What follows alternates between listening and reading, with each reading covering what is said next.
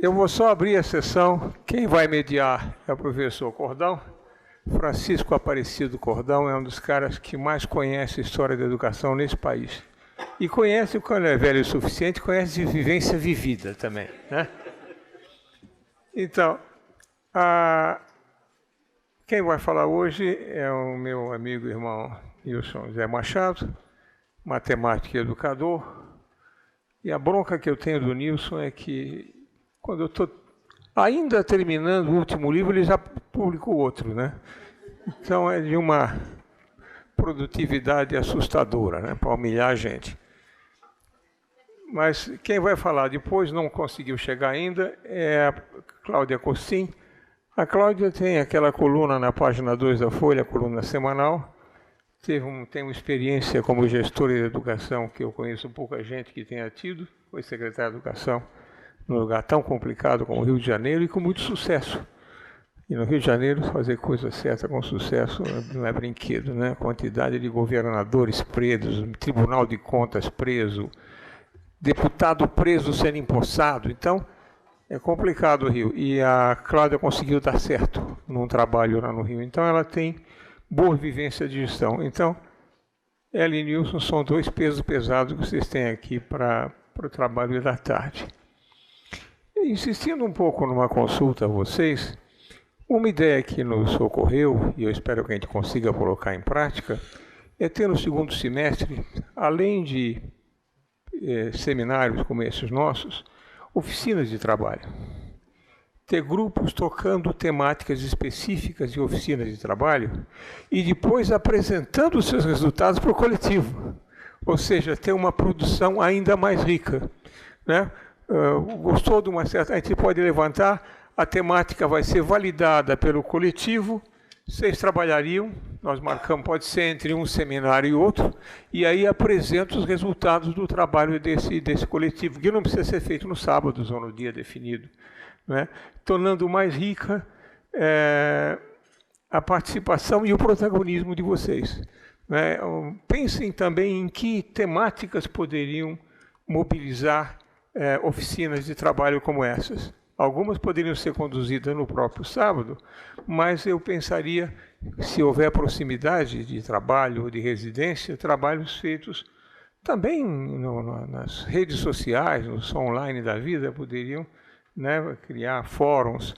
Pensemos isso, mas pensemos a variedade de possibilidades, se nós podíamos usar um pequeno intervalo no próximo seminário para consolidar essa ideia, para que o próximo semestre já tenha, não só em termos de temáticas, como vocês proporão, já está a pergunta feita, mas também de modalidade de trabalho, já tem uma nova possibilidade, né? Eu acho que a ideia que eu mencionei no nosso primeiro seminário, que vocês não são público-alvo, vocês são parceiros, é porque o que a gente vai produzir aqui, seja o livrinho, como foi sugerido pelo Nilson na quinta-feira, em que teria esses temas com a síntese escrita do que foi produzido, inclusive com as perguntas e respostas, etc. São coisas sintéticas, talvez umas 10 páginas cada fala, mas isso somado dá um livrinho de umas 100 páginas, que seria uma produção coletiva nossa. Se nós tivermos seminários conceituais no próximo semestre, nós vamos avançar nessa contribuição que vai transcender o nosso seminário, o nosso estado, e vai ter uma utilidade mais ampla. Essa é a ideia da cátedra, né?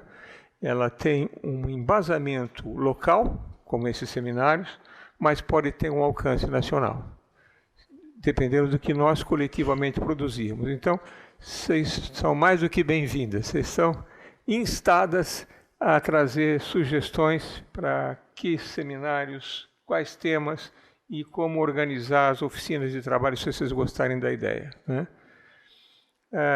Cláudia deve estar atrasada por alguma razão, e não é por isso. Ela vai discutir a formação continuada usando os horários pedagógicos coletivos. Isso é uma coisa riquíssima, importante e mal utilizada entre nós até hoje, né? Muito menos por área do conhecimento, que seria outra coisa tão fácil, né? Mas não se faz, né? Nós tivemos alguma experiência por área de conhecimento, o Adilson está aí, o Nilson contribuiu, etc. Isso a gente vai discutir num dos seminários da próxima leva. Mas essa temática da formação e serviço na escola vai ser... E o Nilson vai trabalhar o conceito de conhecimento, as noções de conhecimento, e como é que isso interfere na escola, no planejamento, etc., né? E eu já aprendi bastante com ele sobre isso, e vocês vão ver o privilégio que é ouvi-lo nisso aí. Francisco Aparecido Cordão mediará a discussão, né? E nós aguardaremos para a última fala quando a Cláudia chegar. E vamos começando logo, porque nós estamos atrasados, era 2h10, já são 2h20, que absurdo, 10 minutos de atraso, né? Esse país, né? Então, Nilson, tem a palavra. Tá bom. E eu me retiro porque não sou desnecessário, aqui eu vou ficar lá. Bom, primeiro eu queria dizer da minha grande satisfação em estar mediando esta mesa de debates aqui com o professor Nilson Machado e a professora Cláudia Costin. Nós tivemos uma manhã bastante rica com a mesa mediada pela professora Bernadette Gatti com Luiz Carlos Menezes e Lino Macedo. E fecharemos esse segundo dia do seminário com chave de ouro, ouvindo o professor Nilson José Machado e a professora Cláudia Costin. Quem não pôde vir hoje aqui, com certeza perdeu, né? Mas nós saímos ganhando e já ganhamos no período da manhã e vamos ganhar mais ainda, complementando com essas falas do professor Nilson e da Cláudia.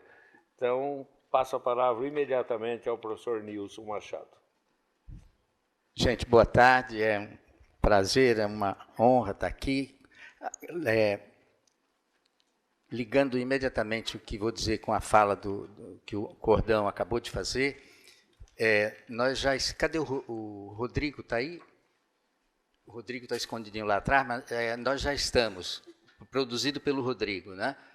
Com o material do primeiro seminário, estamos lendo, né? Está ótima o trabalho do Rodrigo, mas assim, coisas pessoais do Lino, minha, do Menezes, a gente está acertando, temos uma reunião terça-feira para definir isso, e logo, logo, os vídeos estarão liberados. A gente já assistiu, achou que o trabalho do Rodrigo foi fantástico, tá? Sintetizar os 80 minutos em 15, né? Para poder transmitir no tempo que as pessoas dispõem em geral, né? E o texto é que a gente vai trabalhar um pouquinho mais, mas vai chegar até vocês recheando o caderno que vocês têm, né? Onde está escrito palestra A, anotações, em vez de anotações, virá o texto produzido pelo Rodrigo. Então, no final dos 3 seminários, vocês estarão com esse caderninho completo, não é? Haverá uma introdução, haverá uma consideração final, um fechamento, mas o livrinho recheado, né? Que é esse produto que a gente quer ao final do processo. E os vídeos desde já, né? E os vídeos já anunciam, né? O texto só caminha um pouco mais. Bom, o tema de hoje é planejamento, avaliação, e a gente teve de manhã uma lição importante sobre como falar dessas coisas com o coração, falar com a alma, falar com o sentimento, falar sem se entregar exclusivamente aos indicadores, né? IDEB, não sei, nota disso, daquilo, porcentagem, porque é muita porcentagem, né? Se prova o tempo todo que 7 em cada 10 corresponde a 70%. Isso se demonstra e tudo, e publica como se fosse uma grande coisa, né? Então, foi muito bom ouvir o Menezes e o Lino falar sobre o tema dessa maneira tão, assim, com tanto sentimento. Agora nós vamos falar um pouquinho do conteúdo, sabe? O planejamento, a avaliação, mas vamos falar do conteúdo. O conteúdo é o conhecimento, não é? Então vamos falar assim dos modos como se imagina que o conhecimento é construído, né? Já há um acordo geral de que o conhecimento se constrói. Todos somos construtivistas. Agora, a questão é além, é como se constrói, né? O modo como se constrói, aí são múltiplas as respostas e nós vamos conversar sobre isso. E não é um interesse apenas assim intelectual, não. É porque o modo como a gente pensa influencia o modo como a gente age. As ideias têm consequência, não é? A sintonia, a busca da sintonia entre o modo como se pensa e o modo como se age é o máximo, né? É o que a gente quer, é a verdadeira ideia de integridade, é essa integração entre o discurso e a ação, né? Então, há um discurso sobre o conhecimento, que vamos conversar, é tudo muito rápido, né? Mas vamos conversar, e há as ações docentes, esse é o tema da conversa. Resumindo o que seria a conclusão de hoje de manhã, comentando o jogo de futebol na véspera, porque isso aí já estava pronto, né? Todo planejamento se refere a um projeto. Nós estamos cheios de planejamento no país e sem projeto, né? A carência maior é de projeto. O planejamento é a etapa de operacionalização, não é? Operacionalização do projeto. A avaliação, por sua vez, sempre se refere a um planejamento. Você avalia para ver se o planejamento está indo como se pensava, se esperava, não é? As grandes metas são decompostas e eu vejo se atingir essa, atingir aquela. Então, a falta de projeto complica o planejamento, diminui a importância da avaliação e por isso, a avaliação e planejamento passam a ser fins e não meios, como tinham que ser, né? Tem que ter o Plano Nacional de Educação. O nosso Plano Nacional de Educação é 2011-2020, foi aprovado em 2014. Né? Mas ainda falta, né? Municipais e tudo, quer dizer, já ficamos 4 anos sem o plano, né? E ninguém nem notou. Né? E não é porque o plano é ruim, é porque falta um projeto e esse descolamento esvazia. Avaliação sem ações, só avaliar, só serve para produzir manchete espalhafatosa e depois a gente torce, reza, faz figa para na próxima melhorar, porque não tem ação no meio, né? Esse é o resumo da manhã. Agora, nós vamos falar sobre as concepções de conhecimento, né? Relacionado diretamente com as ações docentes, a didática. Essas concepções de conhecimento, às vezes, têm um nome feio que é associado a ela, que é a epistemologia, né? Episteme é ciência, é conhecimento em grego. Então, é o logos da episteme, ou o conhecer como se conhece, né? Sabe, ter essa ideia do que é o conhecimento. E as ações docentes, eu estou falando da didática, eu estou falando de a gente pensar o currículo, né? De pensar os métodos, de pensar os materiais, de pensar as tecnologias, né? Tudo isso decorre do que a gente pensa sobre o conhecimento. Para começar, bem rapidinho, veja, o primeiro fantasma que a gente teria que tirar da frente é essa associação do conhecimento com informação. Tem muita gente que diz que a gente vive numa sociedade do conhecimento. Eu gostaria muito, não é? Mas é uma visão muito otimista. O conhecimento ser o grande valor. Eu acho que a gente vive numa sociedade de informação, de banco de dados, é anterior ao conhecimento, né? O dado é a base de tudo. A gente não foi a tecnologia que inventou o banco de dados. Sempre se fez censo. Os censos eram levantamentos, né, da população ou de outras coisas.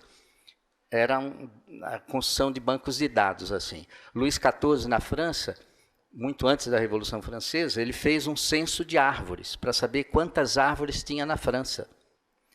Era uma época de capitalismo mercantil, navios, navegação, ele queria saber o potencial que ele tinha para construir navios. Não é?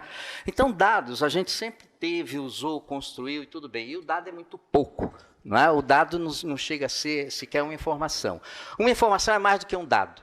Uma informação é um dado com significado para alguém. Dado, eu falo de dado, lembro de banco, banco de dados.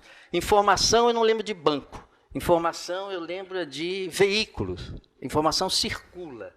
Veículos de informação. Não é? Então, uma informação é um dado com significado, com relevância, com propósito, com um abraço na Cláudia. Tudo bem, querido. Essa é a Cláudia Agostinho, de quem eu falei mal agora há pouco. Mentira, Cláudia.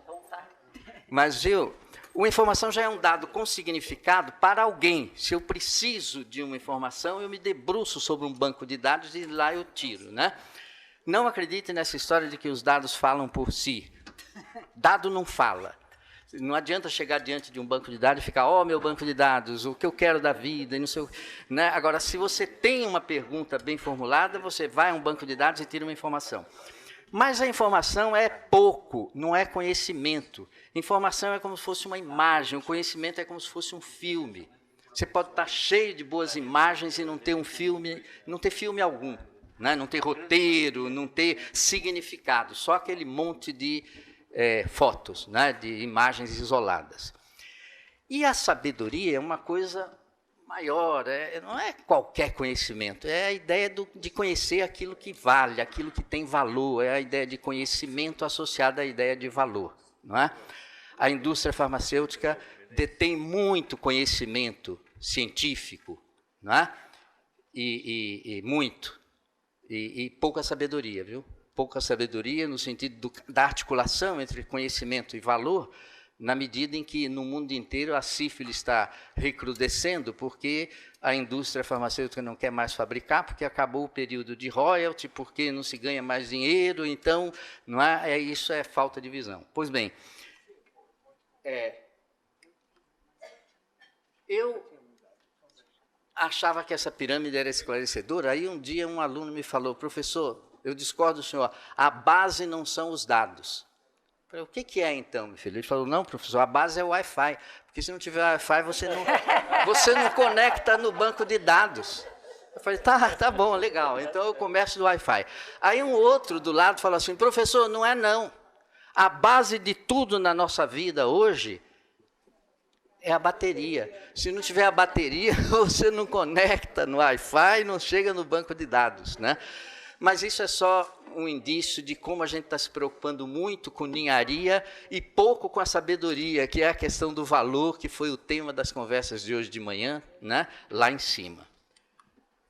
Há um poeta americano, aí, o Eliot, né? Em 1934, não tinha computador na época, 34, né? O computador é de 50, 49, que escreveu esse poema, que é muito citado e é muito interessante, né? Ele diz assim, onde está a vida que nós perdemos vivendo? Onde está a sabedoria que nós perdemos no conhecimento? Onde está o conhecimento que nós perdemos na informação? Isso é um poema. Não tinha computador, ele não escreveu, mas eu vou psicografar para ele esse último verso. Ó. Onde está a informação que nós perdemos no banco de dados? Que é o que mais acontece com a gente, que grava tudo que produz, grava, dá um nome bobinho e nunca mais acha. Não é? Nunca mais acha. Bom, parece que ele está descendo a pirâmide, né? A sabedoria, o conhecimento, a informação, só não chegou no dado por ser de outra época. Bom, mas indo ao ponto que nos interessa, a questão do conhecimento, né? O modo como a gente lida com o conhecimento em geral, a imagem do conhecimento que se tem, né? Ao planejar, o nosso interesse é o planejamento, quando o professor planeja, há algumas imagens assim que são, às vezes, são tácitas, não são explícitas. Por exemplo, tem gente que acha que conhecer é encher o balde do aluno de matéria. Conhecer é dar a matéria e ir enchendo a cabeça do aluno. A cabeça do aluno é um balde vazio, em geral, a gente vai ter que ir pondo matéria lá. Né? Ninguém que eu conheço se professa baldista. Ninguém é baldista. Todo mundo é construtivista e de carteirinha, renova a carteirinha todo ano, tudo bem. Agora, as práticas é que revelam que ainda existe muito baldista. Não é? É essa ligação que vamos ver. Por exemplo, quem diz assim, os alunos têm nível baixo, pronto. Nível é coisa de balde. É o cara que enfia a vareta no balde e diz, molhou 4,5, não molhou 5, pau. Então você não tem o baldista de carteirinha, mas na prática tem muitas práticas que só fazem sentido se a imagem que prevalece é a imagem do balde, não é?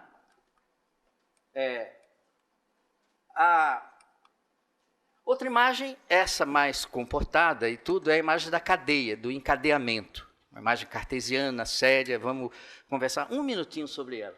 Outra, muito presente hoje, famosa, é a imagem da rede. Pensar no conhecimento como uma rede de relações, não é?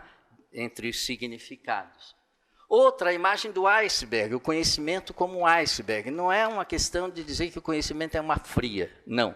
É uma questão de pensar assim, há uma parte explícita e uma parte que eu não consigo pôr em palavras, mas que é por causa dela que eu consigo pôr aquele pouquinho em palavras lá, né? E vai por aí. Essas imagens, todas elas estão associadas a práticas na sala de aula. Quando eu planejo, quando eu avalio, tem uma imagem dessa comandando, ou uma combinação de imagens dessa comandando, né? Esse é o sentido de a gente falar dessas imagens. O balde é esse que ninguém se confessa baldista, mas que é preciso cuidar das práticas, não é? Não foi atingido o nível mínimo. Falou de nível, meu amigo, o balde está na cabeça da pessoa que falou, né? Quem fala de conhecimento acumulado, a gente ouve falar de conhecimento acumulado, né? Mas aí pergunta assim, quem sabe mais? Aristóteles, naquela época, ou um cientista hoje? Tem sentido essa pergunta, né? O cenário é totalmente diferente. Não se compreende como é que o conhecimento se produz pensando em mera acumulação, senão qualquer cientista hoje seria um sábio diante do Aristóteles, e não é verdade, né? O cientista perfeito hoje é aquele que sabe praticamente tudo sobre praticamente nada. Um objeto mínimo, né, e um conhecimento muito específico. Quem pensa no planejamento vazão, sabe como é que é o planejamento vazão? Eu tenho que planejar a minha matéria, né, eu sou professor de matemática, eu digo, eu vou dar 3 aulas para essa matéria, 4 aulas para esse pedaço, 4 aulas para aquele. Eu divido as aulas, loteio as aulas, isso é regular a vazão. Eu estou com a torneira para encher o balde e eu regulo a vazão, né? Um pouquinho dessa matéria, um pouquinho daquela, né? E a avaliação como medida, ela é inteiramente compatível com a imagem do balde. É a questão da vareta do posto de gasolina. O cara enfia a vareta e vê, ó, o tanque está quase vazio, né? Molhou até aqui, não é? Do óleo do carro. Então, planejamento vazão, avaliação como medida, isso é tudo inteiramente em sintonia com a imagem do balde. Ah, mas eu não sou baldista, então olha as tuas práticas aí, né? A imagem do encadear, ela já é mais sutil e importante, né? Muito importante. Descartes, que está na origem, é uma imagem associada ao livro-chave do Descartes, que é o Discurso do Método. O livro do Descartes tinha um título longo, assim, Discurso do Método para bem conduzir a razão e descobrir a verdade na ciência. Não coube na capa, aí ficou só Discurso do Método. E essa é a maior interface que existe entre o Descartes e o Sarney. Um tostão só de 1 minuto de piadinha. O Sarney escreveu um livro que na capa está assim, O Dono do Mar. Dizem as más línguas que era do Maranhão, mas não coube na capa, ficou só o dono do mar. Bom, mas a imagem do Descartes para o conhecimento é do encadeamento, não é uma coisa de se jogar fora, né? Mas tem seus limites. Para o Descartes, construir o conhecimento, a gente tem sempre que partir das ideias claras e distintas, não é? O que não é claro e distinto, você decompõe, quebra, decompõe em pequenas coisas claras e distintas, e aí você perde a coisa e fica com os farelos. Mas aí você encadeia, se isso, então aquilo, se isso, então aquilo. E construir o conhecimento é construir um encadeamento lógico, articulando todas as noções envolvidas, não é? Um bom planejador, estritamente cartesiano, ele só precisa saber conjugar 2 verbos. Um verbo é reclamar e o outro é prometer. O planejador cartesiano, porque é uma tripa, assim, ó, vai se isso, então aquilo, se isso, então aquilo. Então, quando ele vai ensinar uma coisa, um planejador cartesiano, fazer o plano ali, ele diz, pô, não consigo ensinar direito lá atrás, pô, não deram os pré-requisitos. Pré-requisito é a palavra-chave, né? O planejador estritamente cartesiano reclama do passado, né? Não ensinaram os pré-requisitos, eu agora não consigo ir para frente. E quando alguém pergunta, mas para que você quer ensinar isso hoje? Ele diz, lá na frente você vai ver como é importante. Pronto. Ele reclama do passado, promete para o futuro, ele nunca se perde, um planejador cartesiano. Ele perde os alunos, mas isso é um detalhe, né? Ele nunca se perde, porque é só para frente e para trás, e é isso aí, né? Bom, essa imagem está longe da gente dizer joga fora, mas é nítido que ela é insuficiente para a gente entender como é que se constrói o conhecimento. Aí a outra imagem mais recente é a imagem da rede. Um bebê aprende a falar e ele já constrói uma rede de significados. Já esse som e tudo aí já é um vulto, é alguém que amamenta, né? que faz um carinho. A gente, quando aprende a falar, a oralidade nos provê de uma rede de significações, não é? E toda criança já chega à escola falando. Na escola, às vezes, ela tem que aprender a ficar calada, não é? Mas já chega falando, ninguém aprende a falar na escola. Então, essa rede inicial, a gente já traz quando vem para a escola, não é? O Descartes colocava assim, mas por onde a gente começa o conhecimento? Começa pelo mais simples. Se não é simples, decompõe. Isso é uma coisa meio enrolada, porque a coisa mais complexa que tem é a gente dizer o que é simples. A física acha que um ponto material é simples, e um paralelepípedo é complexo. Só que você nunca vai tropeçar num ponto material, né? E você sabe tudo sobre um ponto material.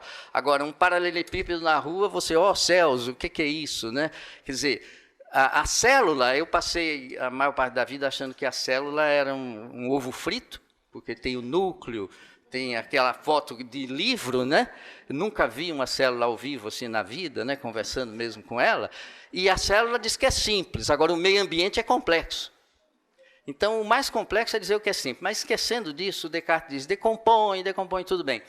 Agora, na rede, por onde a gente começa? Começa pelo mais simples?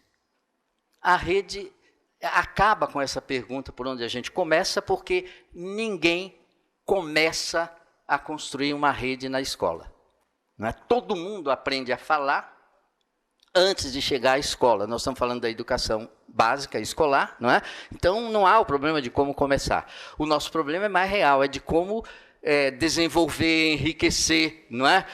Colocar mais nós nessa relação, aí, nessas relações, não é? Enriquecer os links para dar força a uma ideia, não é? Enriquecer as relações. Então, é outra problemática quando a gente pensa no conhecimento como uma rede, né? As palavras mais frequentes para o encadeamento cartesiano eram pré-requisito, seriação. Hoje de manhã a gente teve isso, né? A conversa de seriação. Esse aluno não pode passar da quinta série para a sexta. Mas por quê? Porque quebrou o encadeamento. Isso que ele tinha que saber aqui, ele não sabe. Mas ele sabe outras coisas. Não vale. Não vale, pau, retém. E hoje de manhã a gente viu que tem gente querendo reter crianças no maternal, não é? No maternal. Bom, essas palavras saem de cena e entram em cena outras palavras como acentrismo, metamorfose. Acentrismo quer dizer, o conhecimento não tem centro. Não tem centro. Por onde começa? A gente começa pelo centro de interesse de quem está entrando. O conhecimento tem centros de interesse. Cada um olha para lá, para uma coisa, e se interessa por algo, e aí entra. E depois que entra na rede, às vezes até esquece de por que mesmo que eu entrei aqui, né? E não importa por que porta você entra, importa que você entre, não é? E navegue. Então, a imagem da rede é uma imagem muito mais viva, atual, e planejar numa perspectiva de rede já é um assunto mais interessante para o professor, não é? Não é só reclamar do passado e prometer para o futuro. criar centros de interesse, não é? Por aí. Agora, outra imagem associada ao conhecimento, imagem interessante, é do iceberg, né? Está num livro do Polanyi ali, The Test Dimension, de 1957. É assim, o conhecimento é como um iceberg. O nosso aluno sabe muito mais do que ele consegue pôr em palavras. Cada um de nós, como professor, sabe muito mais do que consegue pôr em palavras, não é? Não é assim, que tudo que eu sei, eu pergunto, eu respondo aqui. Não é assim. Essa prontidão, o que eu sei, eu falo e explico e tudo, isso tem a ver com aquela pontinha do iceberg, não é? Mas eu conheço muito mais coisas por baixo, não é? Que eu não consigo pôr em palavras, mas essas coisas são que sustentam aquilo que eu falo, aquilo que eu ponho para fora. A gente lê 10 mil páginas e vai para casa, senta no computador e redige 2, né, Cláudia? 2, 3, e fica feliz. Pô, leu 1000 e conseguiu produzir 2, 3, é assim mesmo, né? Você precisa de muita base assim, de sustentação para explicitar as coisas, não é? Mas isso é conhecimento, conhecimento legítimo, pessoal, o conhecimento está nas pessoas, né?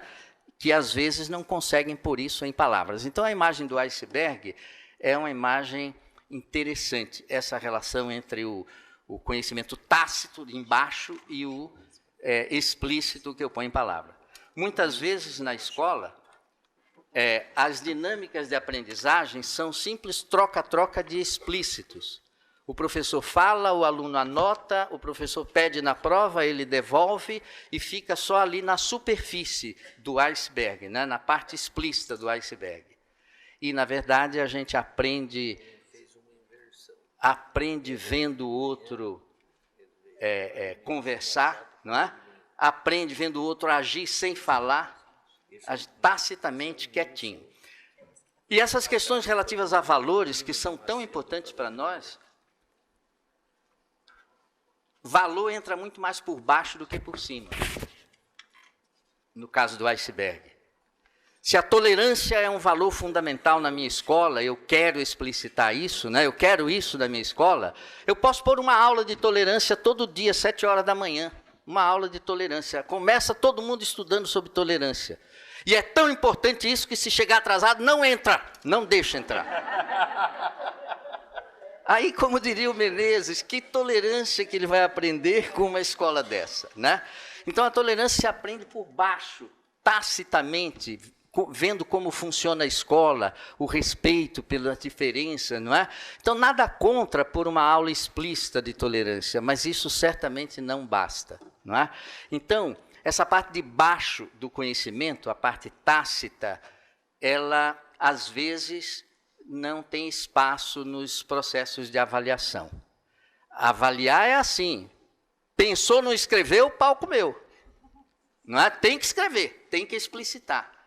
E os processos de avaliação precisariam estar mais atentos, não é? Atentos a isso que se sabe e não se consegue pôr em palavras. Mas como no processo de avaliação eu vou levar isso em consideração? Como?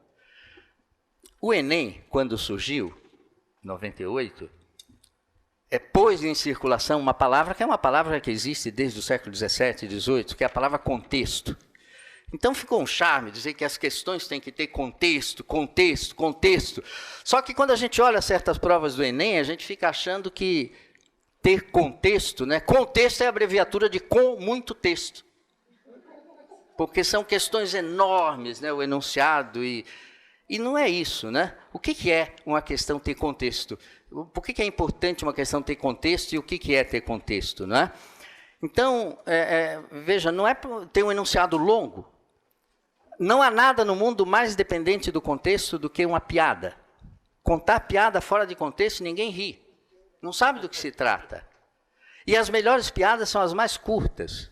Todo dia a gente recebe piadinha. Piada de 2 páginas eu nunca abri. Jogo fora. Agora, uma piadinha de 2 linhas, aguda, essa eu pego, mando para os amigos e tudo, não é? Então, ter contexto não quer dizer ter muito texto. Quer dizer, o enunciado ter contexto, quer dizer que são dadas, assim, pistas elementos, articulações para favorecer a explicitação do que se sabe, não é? Ajuda no texto, no tecido do texto, para você, lembrei, aí você lembra de uma coisa que estava lá no fundo do baú e você põe em palavras, não é? E muitas vezes a avaliação fica somente nessa circulação entre explícitos. Às vezes, diante de um professor, você diz, mas o que se queria com essa questão? Aí, isso em visita a uma escola e tudo, aí o professor diz assim para mim, não, meu aluno sabe, na aula eu disse, meu aluno sabe.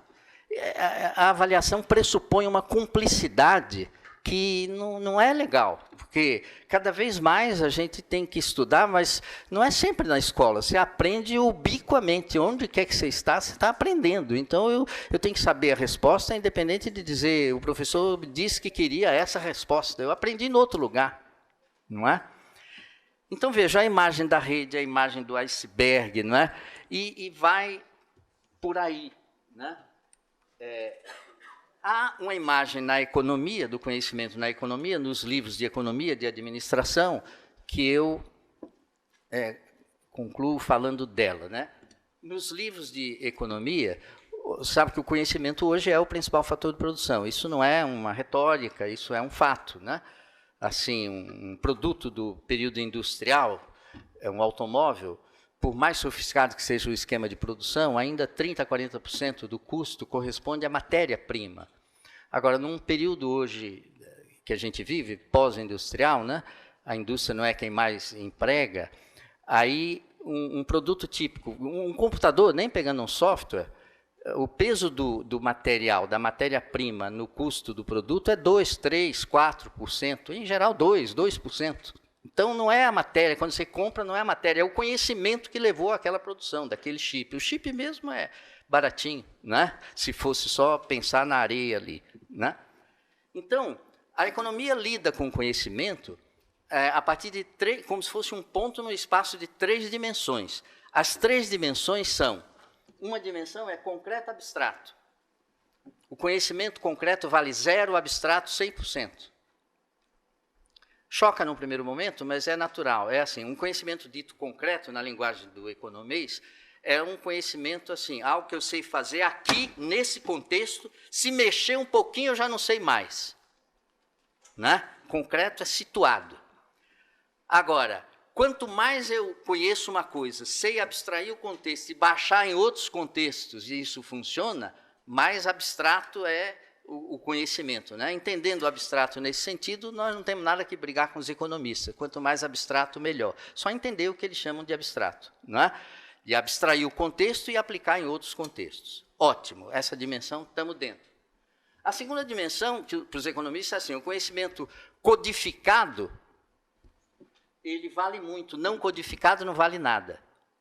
Explicando rapidinho, se eu sei fazer uma coisa aqui, só nesse contexto, aqui, mudou, já não sei mais, então vale pouco. Agora, se eu sei codificar quer dizer, eu escrevo um livro para explicar para os outros o que eu sei fazer aqui. Ainda dá para extrair valor, ainda tem valor. Mas se eu só sei num determinado contexto e não sei codificar em nenhuma linguagem, aí não vale nada mesmo, é o duplo zero. Não é? É o 0,0. Então, em princípio, quanto mais eu sei codificar, mais o conhecimento é valioso, quanto menos eu sei codificar, eu menos registro em algum tipo de linguagem, menos vale. Não é? Não brigamos com ele, eu acho que a gente vem para a escola para aprender a codificar em diferentes linguagens mesmo, né? E linguagens matemáticas, físicas, e linguagem de vários tipos. Ó. Então, estamos juntos aí com os economistas, mas a desgraça se faz no terceiro eixo. O terceiro eixo é assim, para a economia, tudo que todo mundo sabe não vale nada, no sentido de que eu não consigo extrair valor do que todo mundo conhece. Eu consigo extrair valor daquilo que ninguém sabe, né? Aí é que a gente cai fora, né? Na relação com a economia. Aí é que não dá para pensar que quanto mais ignorância, melhor, porque a gente, né, vai faturar em cima. Não é? Não dá. Então, o conhecimento, para os economistas, ele aparece assim como um ponto de um cubo, na verdade, 0, 1, 0, 1, 1, 1, correspondendo ao 100%, não é? E o lançamento de um produto é um ponto no interior desse cubo e daqui a pouco se esgota. Se esgota, é uma trajetóriazinha no interior do cubo e acabou o produto. Não se esgota, porque inventam o 2.0, 3.0 e aí continua a enganar a gente por meio da propaganda, não é? Esse é o terceiro eixo, que é uma visão do conhecimento que não nos serve na escola, não é? Achar que quanto mais ignorância, melhor.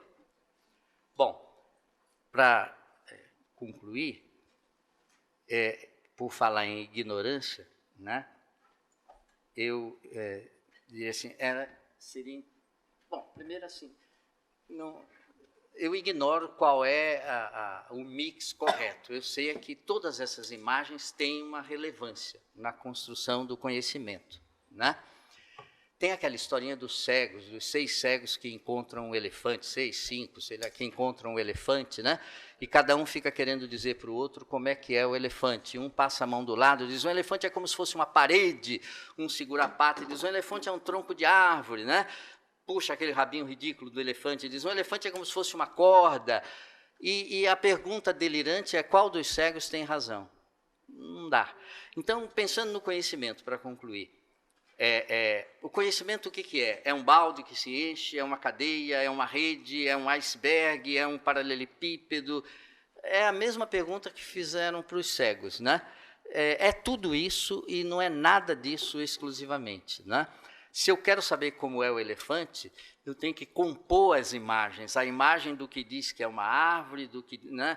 Compor para poder enxergar alguma coisa, eu tenho uma ideia do que é o elefante. Todas essas imagens do conhecimento são importantes. O encadeamento é importante. A gente só anda na rede, só navega na rede encadeando. A diferença do encadeamento cartesiano é que a gente encadeia indo para onde quer, né? Liberdade é a diferença. E o encadeamento cartesiano é preso à estrutura da matéria, do conteúdo que se ensina, não é? A rede é fundamental, mas a rede tem os probleminhas dela. Por exemplo, a gente se perde na rede. A ideia de rede vira um perigo se a gente não põe em cima dela um mapa para dizer o que é relevante, o que não é relevante, o que é mais relevante, o que é menos relevante, porque a rede mistura tudo que é parecido, fica uma doidice. Mistura, se você põe corpus com U e dá uma gulgada, vem habeas corpus, corpus Christi, iogurte light, academia de ginástica, tudo misturado. Não é? E o que você faz com aquilo? Então, é preciso ter um norte, é preciso saber o que você quer para poder tirar proveito da rede, não é? Enfim, é preciso compor essas imagens, não é? Nenhuma delas é desprezível, longe daqui de mim dizer assim, morte a Descartes. Descartes está vivíssimo. O que eu estou dizendo é, meu amigo, vamos conversar e vamos encadear de outras formas, não somente essa olhando para frente e para trás. Tem outros lados, né, para a gente olhar, né? Mas é preciso compor imagens para poder a gente pensar no conhecimento. O dogmatismo de achar que só existe uma forma de ensinar é terrível. O binarismo, quer dizer, não, tem duas, a minha e a do inimigo. É pior do que o unário, né? O binário. Não é? A história é multivariada, multifária. A gente tem multiplicidades de composições, de modos de entender o conhecimento. Nem o balde dá para jogar fora, porque a gente acumula em algum sentido. Pensar no conhecimento como mera acumulação não dá, mas que há algum tipo de acumulação, há. Não é? Então, a gente conversa nas perguntas, mas essas imagens é para a gente ir para o chão da fábrica, planejar e avaliar. Não é para ter um discurso descolado da didática. Tá bom? Obrigado.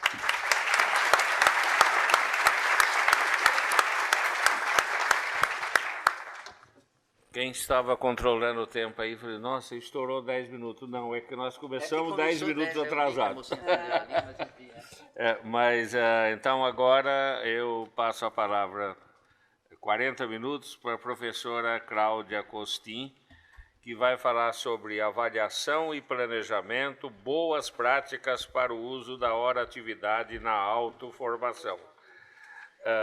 Cláudia Costin, inclusive, está viajando pelo mundo aí e veio aqui com a gente neste nesse seminário, acho que é muito importante a fala da Cláudia para orientar o nosso debate de hoje, que começamos 9h da manhã. Eu só queria que pusessem o meu PowerPoint também. Tá aqui. O PowerPoint... Já puseram? Já está aí, não, eu acho. tá no computador, mas não está na tela, se for possível. Agora já. Agora sim. Bom, eu vou pedir desculpas. Eu sou aquilo que todo mundo chama de criança hiperativa, ou eu não sei falar sentada. Na parte das perguntas eu sento, mas eu só sei falar de pé. Então, primeiro, boa tarde a todos, a todas. Eu queria agradecer o convite.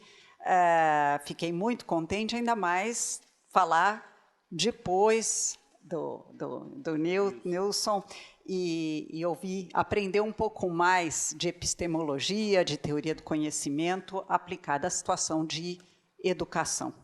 Do Cordão, aqui na frente, aqui do lado, o Menezes, todos. Eles fazem assim porque eles sabem que eu estou ficando velha e que eu posso esquecer, mas o Alzheimer ainda está num estado muito inicial, ainda dá para lidar com ele. Então, eu queria começar a nossa conversa. Eu vou misturar o balde com a rede, com tudo mais, porque não dá para falar de planejamento e avaliação na prática docente sem falar de medidas, de práticas de professores e assim por diante. Mas eu queria, por outro lado, começar olhando para o planeta e não exclusivamente para o Brasil. Eu acho que alguns de vocês devem saber que eu fui diretora global de educação do Banco Mundial, então acompanhei a elaboração, aliás, nós tivemos uma parte na elaboração dos Objetivos do Desenvolvimento Sustentável e, particularmente, do Objetivo de Desenvolvimento Sustentável referente à educação. E eu gosto de falar isso porque, às vezes, mudam governos. Não vou falar disso ainda, daqui a pouco. E eles esquecem os acordos que o Brasil assinou, e eu vou mostrar um deles que se refere a 2030. Todos nós acompanhamos, eu estou olhando assim a faixa etária, tirando uma média, todo mundo é mais jovem que eu, mas tem uns que estão mais próximos. Quando a gente, no final da década de 90, aprovou os Objetivos do Milênio. E um deles era garantir que todas as crianças tivessem acesso ao ensino primário, né, o que internacionalmente se chama de ensino primário. E o Brasil, quando isso foi assinado, já tinha universalizado o acesso do ensino primário, mas tinha muito recentemente universalizado, né? Se a gente lembrar que em 1960, que foi o período em que eu estudei, a minha geração estudou, e que várias pessoas agora lançam olhares saudosos para o passado, dizendo a escola pública de antigamente, que era boa, eu lembro que nós tínhamos apenas 40% das crianças na escola. Ela era boa, vamos discutir se era boa, mas ela era boa com base na exclusão. Então, estudavam basicamente os filhos dos letrados ou de famílias que tinham um compromisso muito forte com a educação, como a minha. A minha mãe não concluiu o que à época era chamado de ginásio, mas ela sabia que a educação era um valor muito importante. Então, éramos nós que estudávamos, nós, filhos de letrados. Minha mãe gostou de ler até o fim da vida, lia Proust, lia umas coisas que gente que, da minha geração, não leu. Mas, depois dos Objetivos do Milênio, nós aprovamos os Objetivos do Desenvolvimento Sustentável. Por quê? Porque, quando chegou em 2015, acabou esse período dos Objetivos do Milênio. E o mundo cumpriu, em grande medida, essa tarefa de colocar todas as crianças no ensino primário. Alguns países, não. Eu, como diretora de educação do Banco Mundial, visitei vários desses países que não cumpriram, como o Afeganistão, o Paquistão, Nigéria. Mas, mesmo nesses países, aumentou de uma forma impressionante o número de crianças na escola. Quer dizer, esse esforço de ter estabelecido um objetivo, de ter focado o esforço de todos para garantir que as crianças tenham acesso à escola, resultou em algo positivo. No Afeganistão, por exemplo, na década de 90, não havia meninas no ensino primário. Quando eu fui visitar, em 2014, já eram cerca de 40% das meninas na educação primária. Não é suficiente, mas houve um avanço. E, em 2015, nós nos desafiamos para colocar, não só no ensino primário, vocês vão ver em que se desdobra esse objetivo aqui, no secundário e garantir qualidade. Observem a redação que está posta aqui. Assegurar educação inclusiva, equitativa e de qualidade e promover oportunidades de aprendizagem ao longo da vida para todos. Se a gente for fazer uma exegese rápida disso, é só olhar que inclusiva, no contexto internacional, não quer dizer só criança típica junto com criança com deficiência. É isso e mais. Não só uma escola para meninas, que é para preparar para casar, não é um problema nosso brasileiro, mas é um problema em vários países, e outra escola que é para os meninos, que essa é para valer, porque eles que vão ter que sustentar famílias. Ela tem que ser inclusiva. Não é para uma etnia, um tipo de escola, para outra etnia, um grupo de escola, mas tem uma coisa que tem a ver com o Brasil. Não é uma escola para rico, outra para pobre. Que essa tem muito a ver. Especialmente nas grandes metrópoles, a escola pública ela é frequentada por parcelas da classe média, mas muito pouco. Se eu não sou da... Se eu estou na cidade de São Paulo e eu tenho filhos para pôr na escola, a minha tendência, não a minha, eu só estou personificando, seria botar na escola particular, e por um preconceito social, não só por questão de qualidade de ensino. E equitativa. Equitativa lida com outro preconceito, e nós vamos ter que aprender a antropologicamente lidar com os preconceitos se a gente quer sair da bolha e falar com todos. Um outro preconceito é o seguinte: eu tenho que dar educação de qualidade para quem merece ter educação de qualidade, porque teve berço, e para os mais brilhantes entre os pobres. Já vai um preconceito enorme aí. O que é os mais brilhantes entre os pobres? Eu suponho que as crianças nascem com dons, com talentos. As pesquisas dos cérebros refutam isso, é muito raro, é muito pouco o que é genético. É a cultura em que ele está inserido. E se você está inserido numa cultura de baixíssimas expectativas em relação ao seu desempenho, é isso que vai acontecer com relação ao seu desempenho.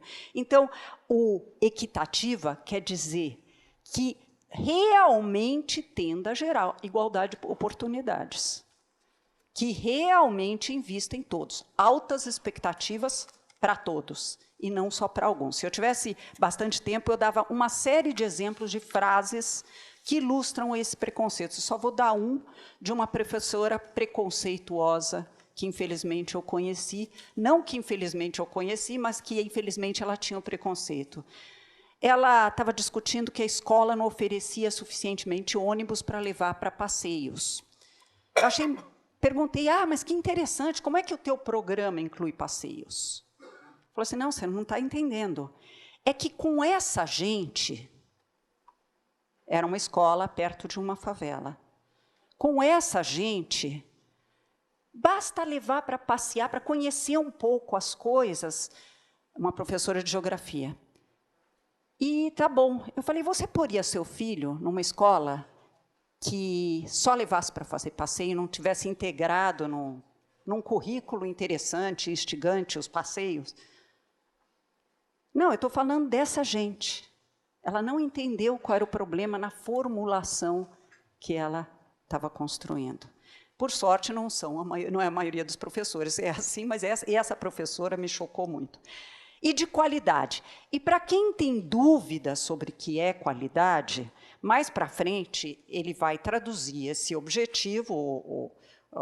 A Unesco trabalhou no desdobramento do Objetivo de Desenvolvimento Sustentável 4 em metas.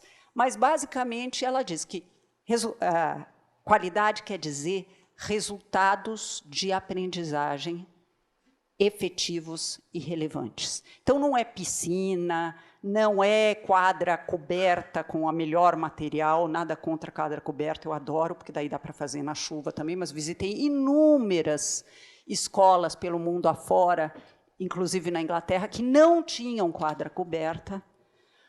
Qualidade quer dizer aprendizagem.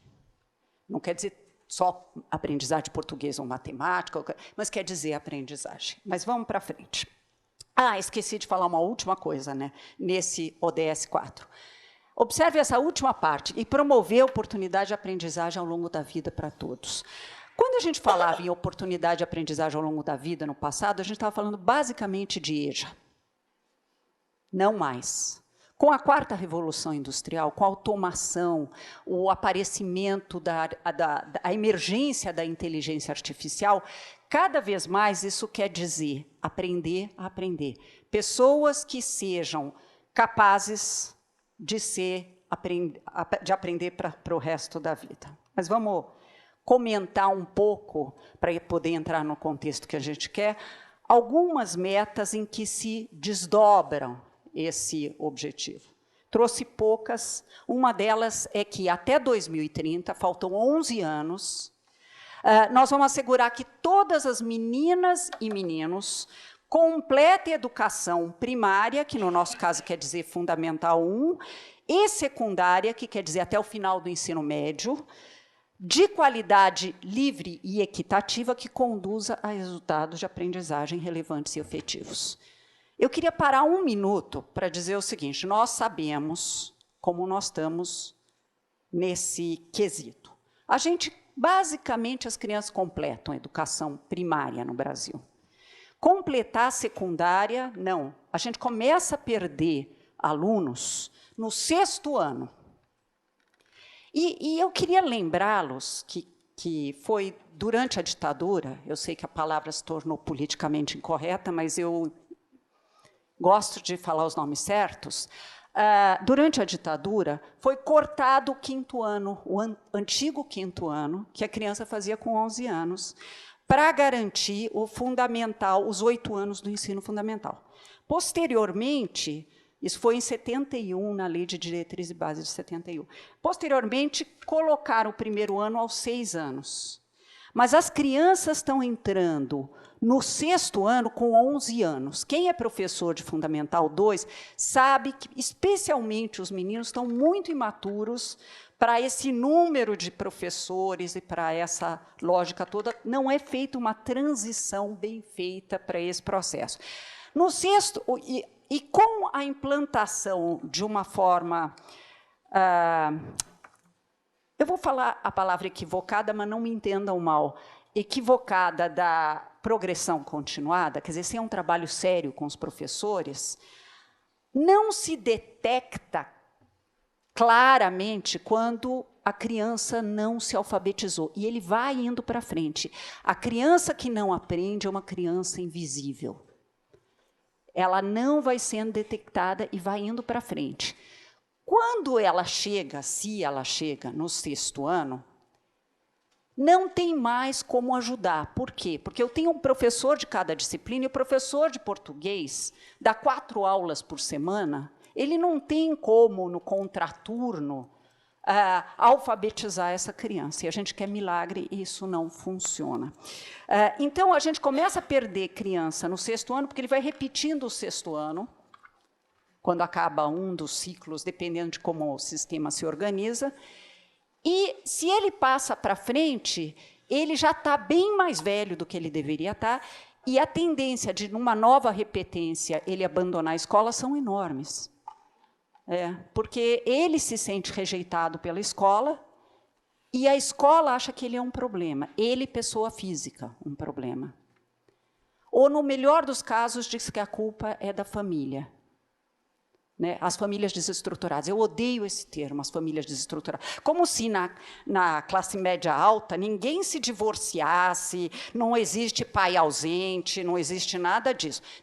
É um eufemismo para dizer nas famílias pobres.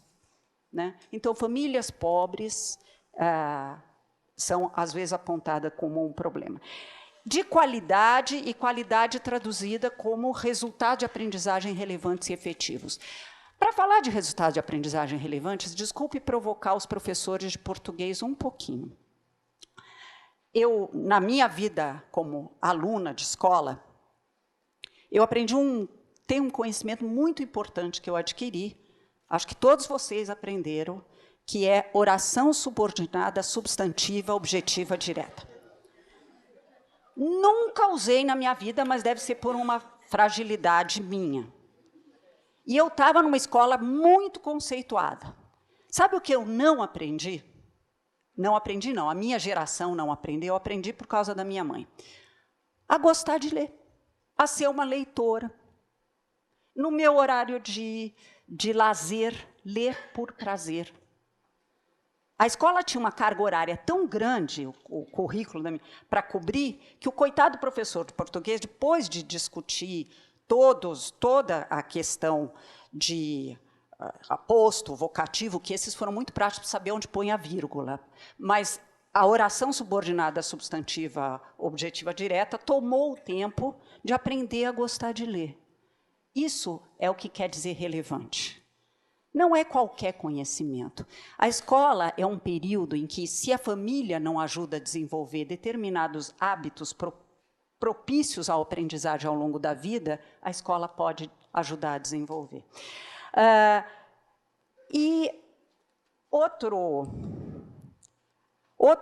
Outras metas, uma sobre educação e programas de primeira infância, outra para aumentar expressivamente o número de jovens que tenham competências tanto para a empregabilidade quanto para o empreendedorismo. E eu queria aqui fazer um pedido para vocês.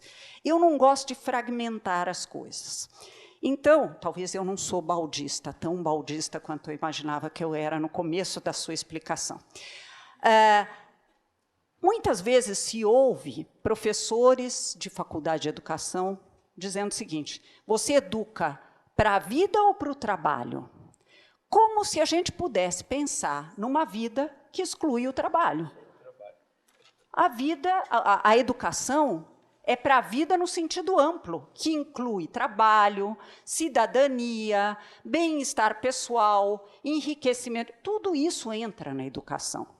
Então, sim, a educação também, eu sei que vocês já sabem isso, é para educar para o mundo do trabalho. Porque quem não tem ou empregabilidade ou empreendedorismo depende de caridade alheia. E ninguém que depende de caridade alheia consegue ser plenamente autônomo. Eu sou fanática pelo Dewey, fanática pela Maria Montessori e pelo Paulo Freire, que bebeu nessas duas fontes e disse: nós temos que formar para a autonomia. A autonomia significa ser um adulto pleno, que colabora, que trabalha junto, mas que trabalha também. Bom, frente a esse objetivo, com essas características que eu descrevi, quais são os desafios, os riscos que o futuro traz para o Brasil? São vários. Eu tinha feito uma lista de 8, eu resolvi reduzir para caber nos 40 minutos. Um deles é que a desigualdade social está aumentando no Brasil. O Brasil é um dos países mais desiguais do mundo. Nós tínhamos começado a diminuir a desigualdade social e ela voltou a crescer. A educação de qualidade, com altas expectativas para todos, de fato pode contribuir para diminuir a desigualdade social. Mas isso afeta a curto prazo as escolas. Quando a gente se queixa, entre aspas, das famílias desestruturadas, ou seja, do fato de que os pais dos nossos alunos não tiveram suficiente acesso à escolaridade para entender o que é educação de qualidade em vários casos, tem a ver com a desigualdade social. Mas o que também tem a ver com a desigualdade social é esse segundo ponto. Quando a gente fala da quarta revolução industrial, da robotização crescente, isso significa que vários postos de trabalho, de uma maneira acelerada, estão sendo extintos. O Osborne e o Frey, 2 pesquisadores de Oxford, dizem que até 2030, 2 bilhões de postos de trabalho vão estar extintos. Eu vou dar 2 exemplos simples. Jornalista, profissão de jornalista. Você pensa, bom, mas a automação não vai substituir jornalista. Vai, sim. A inteligência artificial, já existem algoritmos em que se entra com os dados e os fatos e ele constrói a narrativa para você. Direito, advogado, isso não vai ser extinto. Não, a profissão de advogado não vai ser extinta, mas pós de trabalho vão. Hoje, toda a jurisprudência está digitalizada e tem inteligência artificial aplicando a diferentes casos. Médico radiologista, a leitura que a inteligência que um robô faz de um exame de imagem é superior ao que o melhor médico radiologista consegue fazer. Por que eu estou contando isso? Para botar medo em vocês? Não. Eu fui da comissão da OIT que discute, a OIT criou uma comissão para discutir o futuro do trabalho. São 26 membros, eu era a única pessoa de educação. É para a gente pensar o que a gente tem que fazer em educação de diferente do que a gente faz hoje, para garantir que essas crianças que estão atualmente na escola tenham empregabilidade ou possam empreender, porque o mundo deles vai ser muito diferente do que a gente. Muito diferente. A gente não tem certeza para onde vai, mas será muito diferente. E essa tendência vai fazer aumentar a desigualdade social. Por quê? Porque se os trabalhos que demandam competências intelectuais já começam a ser substituídos por máquina, não só os que demandam competências manuais, provavelmente nós vamos ter que ter gente com competências intelectuais de nível mais elevado ainda. E quem tiver competências intelectuais de níveis mais incipientes tenderá a ganhar muito menos do que os seus pais ganhavam.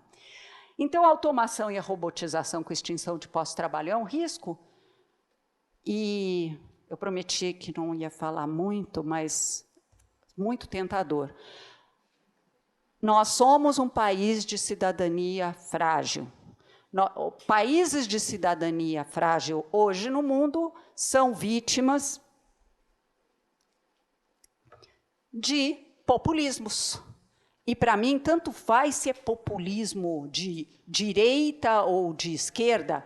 Populismo é se dirigir ao cidadão como se ele tivesse 12 anos de idade e o governante age como se tivesse 12 anos de idade. Pronto, acabei. Hashtag. Já falo. Não vou falar disso. Acabei essa parte. Não. Prometo que só vai piorar daqui para frente. Bom, então nós temos que formar para a cidadania, sem dúvida. Bom, e como é que nós estamos em educação no Brasil hoje? Vamos olhar para o PISA. Por que eu olho aqui o baldismo? Vai entrar, mas vai entrar e é importante. A OCDE, por meio da liderança de uma pessoa muito interessante, que é a Andrea Schleicher, criou o PISA, que é um tipo de avaliação que trabalha não por currículo, mas por competências. E isso permite comparar países. Evidentemente, você tem que olhar para a questão cultural e outras. Mas tem alguns dados que são chocantes. Nós somos a 8ª economia do mundo em PIB, com todos os nossos problemas. Continuamos sendo a 8ª economia no mundo em PIB.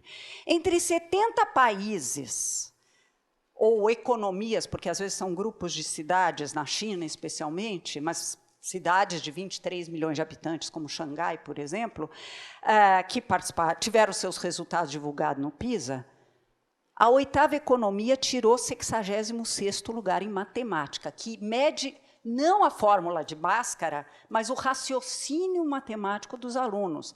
Em leitura, que nós estamos um pouco melhor, nós somos 59º em ciências, que também não demanda que você decore algoritmos e fórmulas de física, química e biologia, ou a tabela dos materiais, eles medem como você pensa cientificamente, se você sabe pensar cientificamente. Nós tiramos 63º. Ou seja, se isso não dá um indicativo que nós não estamos bem em aprendizagem, nada mais vai dar.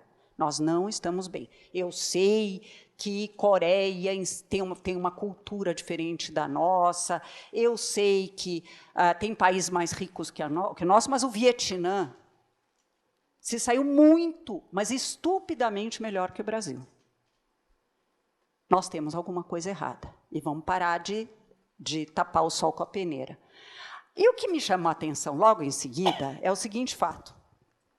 Quando você segrega por classe social, né, e é importante segregar a amostra brasileira, porque, como eu disse para vocês, a escolaridade dos pais impacta no desempenho dos alunos. O Naércio Menezes diz que 68% do sucesso escolar de uma criança no Brasil depende da escolaridade dos pais. Então, é natural que, como o Brasil demorou a universalizar o acesso à educação, que nós paguemos um preço por isso. Mas olha esse segundo dado. Os 25% mais ricos da amostra brasileira que participou do PISA se saíram pior que os 25% mais pobres da OCDE. Então, tem alguma coisa que não é só classe social, que não é só o nosso retardo no acesso à escola. Tem a ver com como a gente ensina, ou como que a gente torna ou não a carreira de professor atrativa. Olhem o item seguinte, baixa atratividade da carreira. Por que a carreira é pouco atrativa? Se eu perguntar para cada um, eu comecei minha vida profissional como professora, eu poderia contar um monte de motivos por que é atrativa, mas vou dizer alguns. Salários, né? E sim, os salários estão aumentando nos últimos anos, desde a lei do piso, mas as outras profissões que demandam a mesma escolaridade vêm aumentando muito mais. Então, continua de uma posição relativa pouco atrativa. A outra é o baixo reconhecimento social da carreira. Duas coisas. Quando a gente começou a ensinar pobre, para fugir dos eufemismos, baixou o reconhecimento social da carreira. E a outra, há uma percepção de que, como é muito pouco competitivo ter acesso para os vestibulares de muitas faculdades privadas, em pedagogia, em educação e nas licenciaturas, inclusive na USP, não é uma das mais competitivas, que, então, não deve ser alguém muito bem formado, então, os jovens que estão no ensino médio, só 2,9% de jovens de 15 anos diz que quer ser professor. E a formação do professor, que as universidades dão, e agora eu vou falar assim. Sabe como é que a Finlândia revolucionou a educação deles? Tornando o curso profissionalizante. Nós brasileiros, temos preconceito com profissionalização. Curiosamente, a medicina é profissionalizante, a engenharia é profissionalizante, formar crianças, não. O professor, ele não precisa nem definir o que é boa prática, não precisa nada disso, o professor cria aula a cada vez.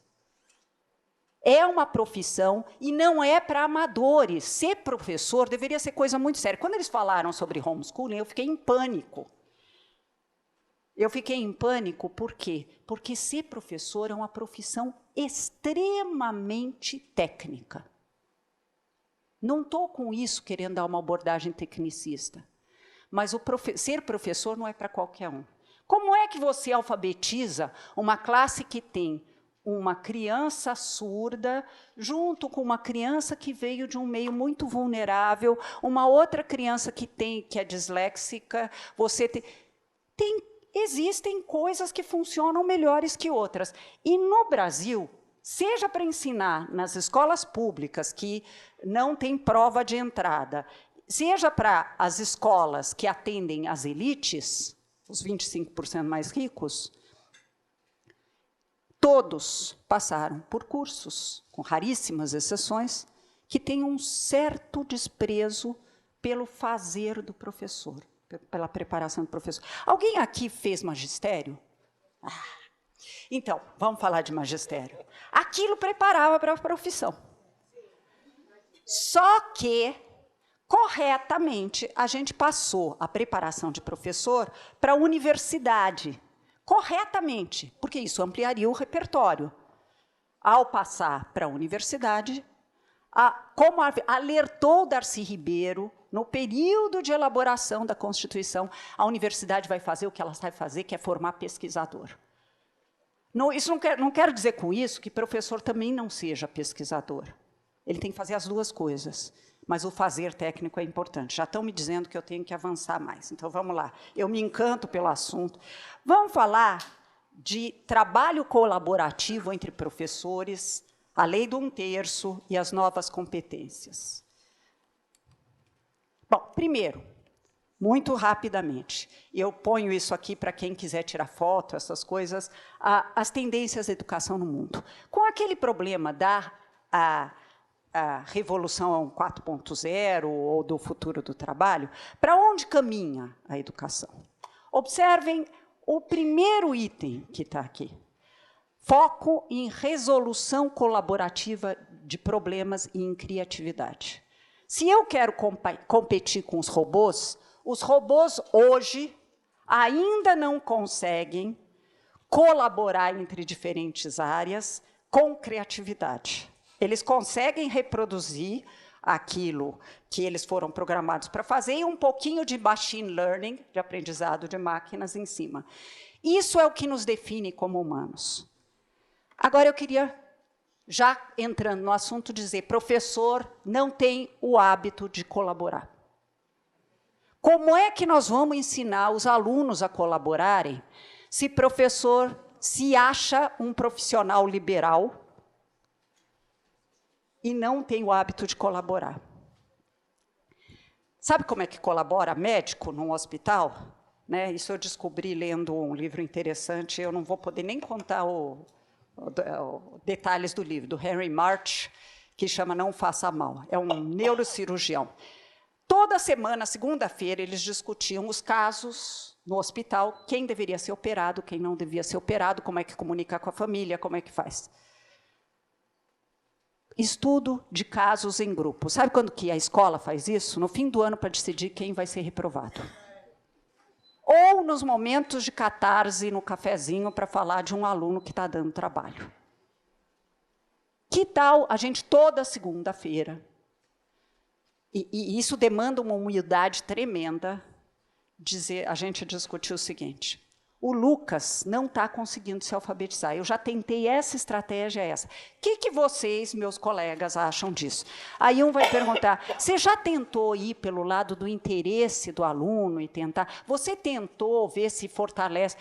Ou você tentou um outro método de alfabetização? É discutir coletivamente aquilo que é o nosso fazer. Chega de ter preconceito com o nosso fazer. E chega de ter falta de humildade, a gente aprende junto. A personalização do ensino. O que é personalização do ensino? É quando eu volto a ter aquilo que o preceptor dos Filhos dos Nobres tinham, que era um trabalho em que eu considerava aquela criança, com a tecnologia que eu tenho hoje. Uma das maiores invenções da humanidade foi a escola, porque permitiu que não só os nobres tivessem acesso ao saber, mas isso obrigou o processo de ensino a ser muito massificado e padronizado.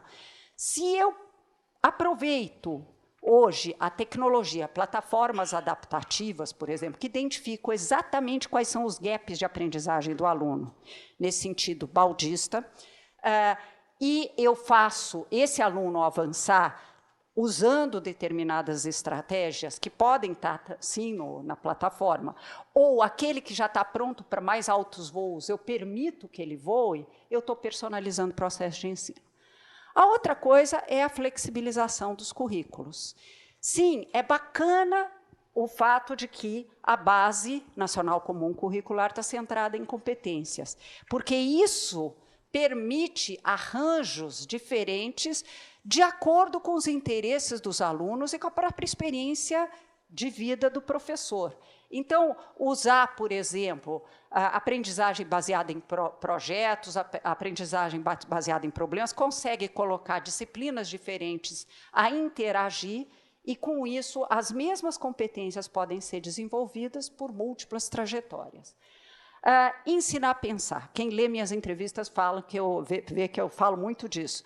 A escola tem que ensinar a pensar. Mas ensinar a pensar não é decorar o ponto de vista do professor.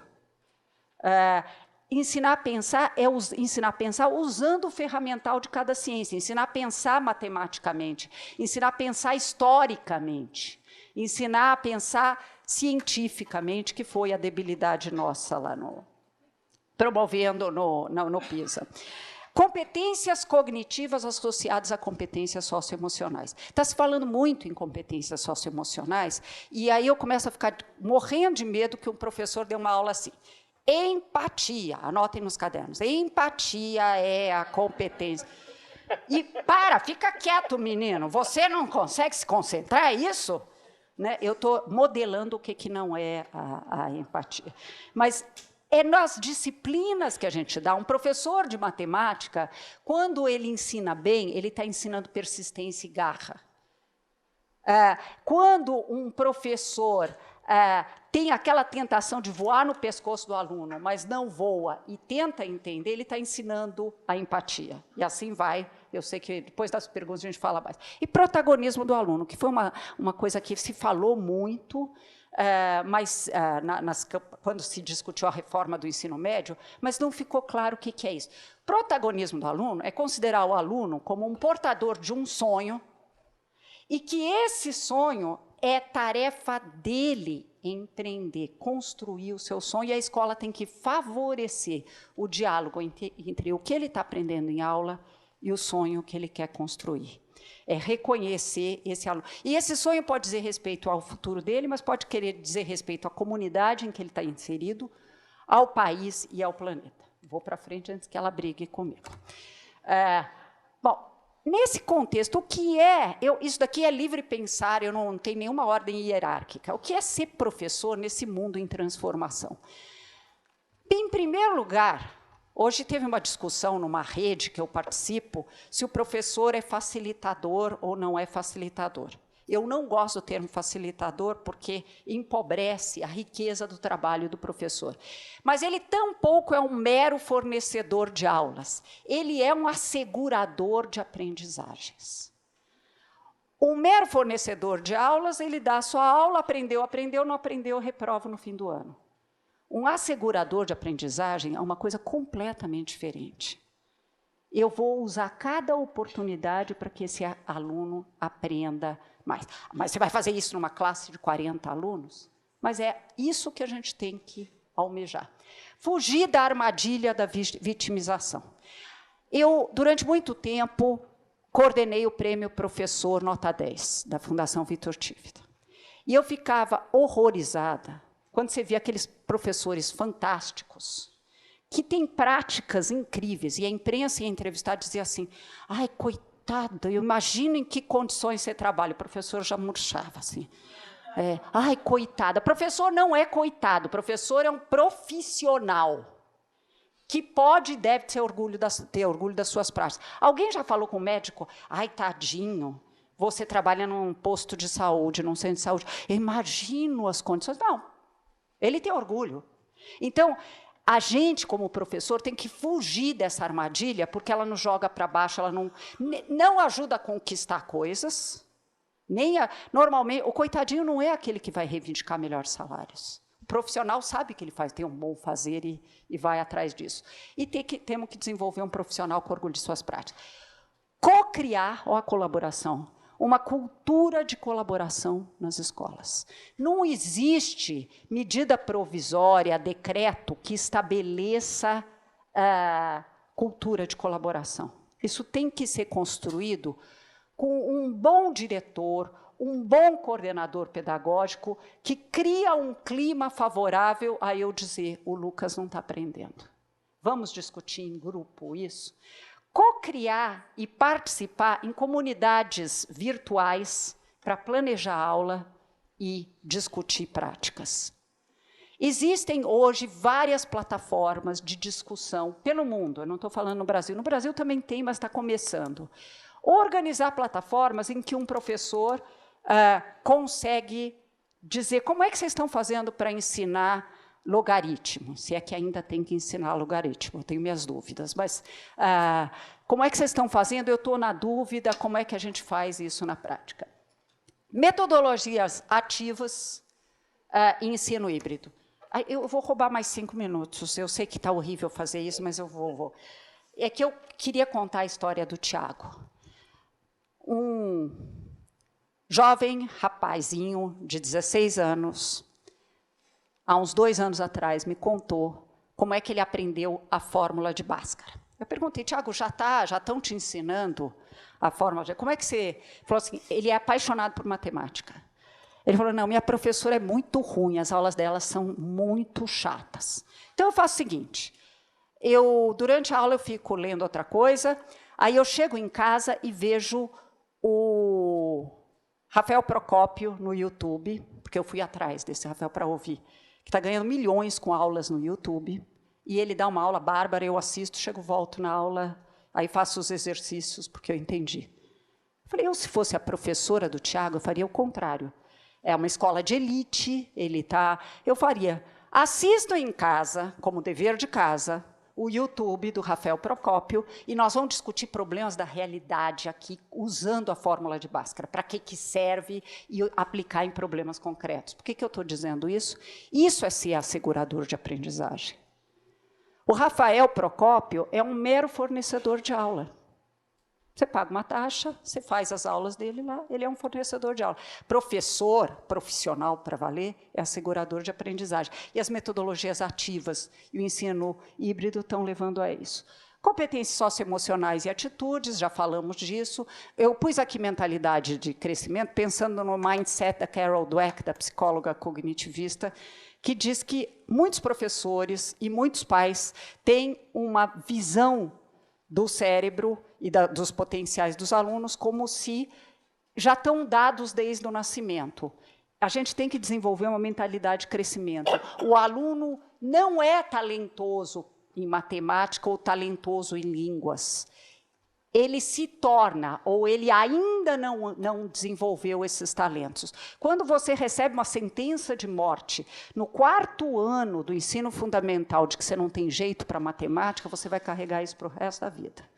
A avaliação, a importância da avaliação formativa, isso para o professor é quando ele sente o pulso de se esse aluno está aprendendo, não está aprendendo, e quais são as deficiências. E, nesse sentido, também é baldista, porque eu preciso medir, sim, para saber o que exatamente ele não aprendeu, o que ele não captou, o que a minha turma inteira não captou, talvez eu não acertei o tom. E eu queria fazer uma homenagem ao erro. A homenagem ao erro é dizer, o erro é uma brutal oportunidade de aprender. A Deborah Ball, uma matemática da Universidade de Michigan, ela foi dar aulas em escolas públicas para documentar suas aulas e mostrar para os professores em situação de treinamento, de capacitação. E ela dizia o seguinte, que quando o aluno erra, a tentação do professor é dizer, está errado, e ir para o próximo. Falou, não, pergunte para esse aluno, como é que você raciocinou para chegar nessa resposta? Aí, outro aluno, comente o raciocínio dele. O que você achou? Você pensou a mesma coisa ou você pensou diferente? A gente ensinar a pensar, é com os erros que a gente aprende. Aqui eu trouxe, podem tirar foto se quiserem, eu sei que já acabou o meu tempo, eu vou voar aqui em cima. Eu queria lembrar, ao falar de trabalho e aprendizado individual e em grupo, que aquela frase do Guimarães Rosa, mestre é aquele que de repente aprende, se a gente não tiver imerso na tarefa de ser um aprendiz para a vida inteira, nós seremos péssimos professores. Um bom professor é aquele que o tempo todo aprende. Tempo todo. Um diretor de escola é um líder no processo de aprendizagem. Se a escola não tiver a comunidade inteira imersa no processo de aprender, a cada dia, e não só a sua área técnica, o processo de ensinar, como que o cérebro de um adolescente aprende, como é que se desenvolve o córtex pré-frontal de um adolescente para ele poder aprender um pouco de autorregulação e coisas desse tipo. Aprender colaborativamente. Quantas oportunidades perdidas a gente não tem na escola? No magistério, uma jovem noviça, entre aspas, quer dizer, um professor que está começando, que está aprendendo a ser professor, ele tem um professor regente que cuida dele ou um professor tutor. Nós abolimos tudo isso. Um professor faz concurso público, entra numa rede, recém-saído de uma universidade, ninguém segura na mão dele, ninguém diz, que tal a gente fazer o seguinte, vamos quebrar com a ideia do sacrário da sala de aula e vem assistir a aula do seu colega professor e dar feedback para ele. Ele está começando. Ele está inseguro e ele tem vergonha de dizer que está inseguro. Quantos de nós não vivemos isso?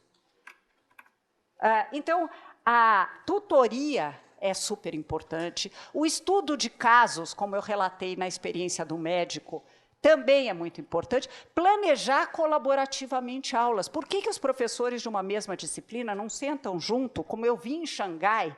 Ninguém tinha o seu plano de aula aprovado se não tivesse a assinatura dos colegas, não era só do orientador educacional. O planejamento de aula era feito junto. Materiais de apoio para o professor trabalhar e estudo junto com os materiais de apoio. O trabalho individual do professor na escola. Será que esse 1/3 do tempo de atividade extraclasse foi redigido de um jeito meio esquisito, que diz que é como se fosse proibido ter contato com o aluno? Mas por que não usar uma parte desse tempo para falar com um aluno, não para dar aula, para falar com um aluno que está com uma dúvida, para interagir com os colegas e, eventualmente, interagir com pais? A questão da avaliação formativa, em várias áreas do saber, a gente trabalha com base em dados. Dados podem levar a muitos resultados, mas sem dados a gente não faz nada. Como é que a gente sabe se a minha turma está aprendendo? Aí eu sinto no ar. Quantas vezes eu me enganei? A gente sente, mas não sente tudo. Sensação e reflexão com base em dados são coisas que se complementam, mas não é fundamental permitir que individualmente ou colaborativamente a gente olhe para os dados de uma prova, por exemplo, e veja o que não estão dominando ainda, o que faltou eu ensinar. As competências socioemocionais têm que ser personificadas. Um professor não ensina empatia se ele não for a expressão da empatia.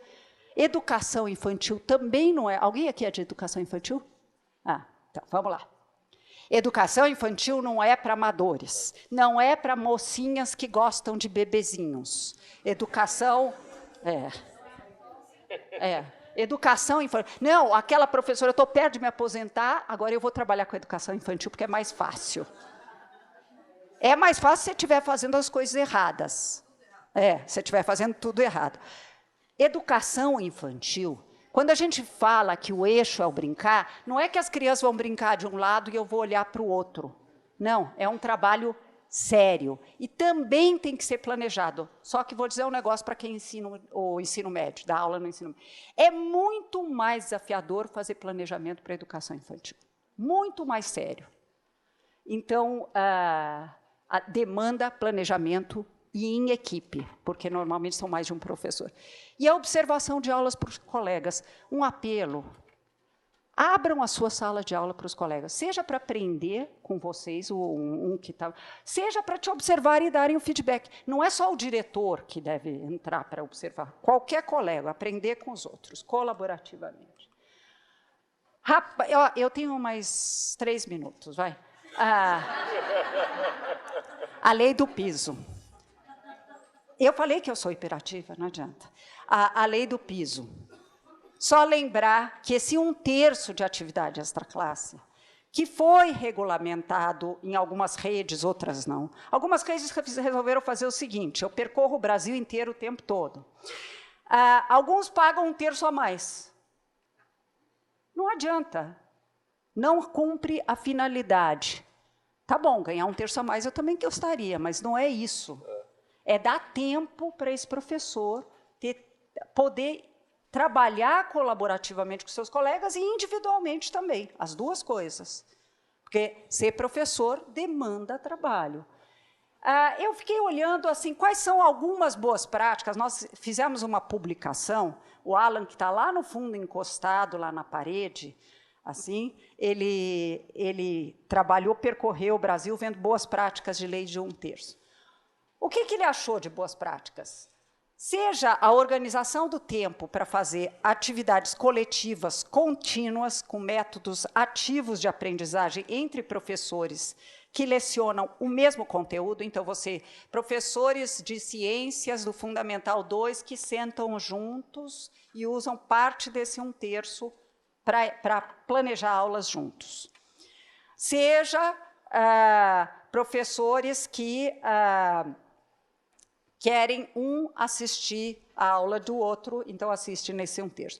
O acompanhamento contínuo por parte dos coordenadores pedagógicos. O coordenador pedagógico tem um papel extremamente importante no cumprimento do 1/3, com avaliação de processos formativos na rede.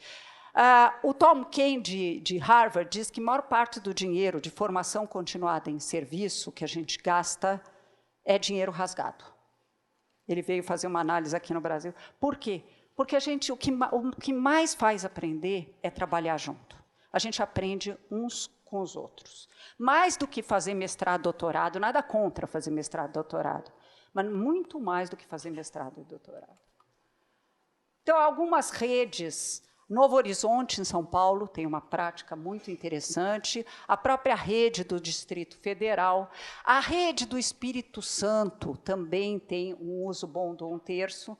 Não é perfeito, mas pelo menos que avançou nessas ideias que a gente falou. Eu vou terminar com um slide falando da minha utopia. Utopia no sentido de algo que ainda não aconteceu e não de algo irrealizável. Eu sonho com uma escola em que todos aprendam, ou seja, que você possa construir excelência com equidade. Uma escola em que tanto alunos como professores trabalhem colaborativamente. Eu preciso ensinar o aluno a trabalhar colaborativamente. Não porque é mais rápido corrigir um trabalho de grupo, são menos alunos. Não, para que ele aprenda para esse mundo da 4ª Revolução Industrial, para esse mundo que a gente está vivendo. Mas, para isso, eu tenho que trabalhar colaborativamente. Uma escola que trabalhe valores e atitudes. Não estou pregando aqui o retorno ao SPB, ou Educação Moral e Cívica. Ensinar valores mesmo. Vocês falaram, aparentemente, hoje de manhã sobre isso. E uma escola que ensine a pensar, e, não menos importante, uma escola que reserve tempo e espaço para o protagonismo do aluno, para formar para a autonomia. É isso que eu sonho na minha vida.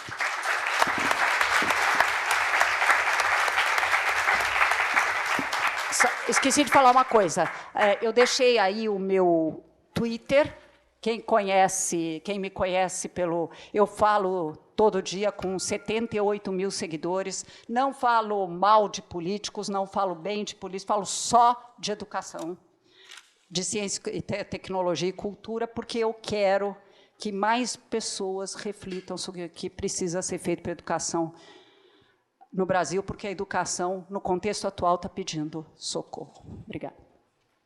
A professora Cláudia Costin lembrou do João Guimarães Rosa, que mestre é aquele que de repente aprende, e eu queria terminar esta parte da fala aqui lembrando a poetisa goiana a Cora Coralina, que ela dizia que esperava ardentemente que todos os professores aprendam aquilo que ensinam. Obrigado.